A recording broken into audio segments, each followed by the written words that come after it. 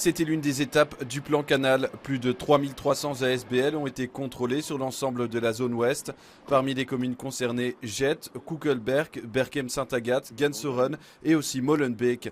Un contrôle nécessaire pour mieux connaître le tissu associatif. Cela nous a permis de voir qu'il y avait quand même 400 ASBL qui n'existaient plus, qu'il y en a 800 qui sont tout à fait en ordre et qu'il y en a 102 qui ont des activités illicites. Et parmi ces 102 ASBL, 51 compteraient au moins un membre lié à des dossiers de radicalisme violent ou de terrorisme.